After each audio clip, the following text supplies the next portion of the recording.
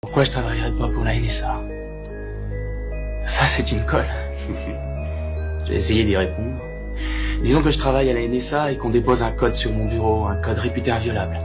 Mettons que je tente ma chance et mettons que je le déchiffre. Là, je suis très content de moi parce que j'ai bien fait mon boulot. Mais c'était peut-être le code de l'emplacement d'une armée rebelle au Moyen-Orient ou en Afrique du Nord. Et une fois qu'on a repéré le lieu, on bombarde le village où les rebelles se cachent. Et 1500 personnes que j'ai jamais vues, qui ne m'ont jamais rien fait, sont tuées. Et les politiciens, ils disent « Envoyez les marines s'assurer la sécurité parce qu'ils en ont rien à foutre. » C'est pas leurs gosses qu'ils envoient se faire descendre. C'est un pauvre môme de Boston Sud. Et il revient pour apprendre que l'usine où il travaillait s'est exportée dans le pays d'où il vient d'arriver. Maintenant, il comprend que la seule raison qu'il y avait de l'envoyer là-bas, c'était de mettre en place un gouvernement qui nous vendrait le pétrole pour pas cher.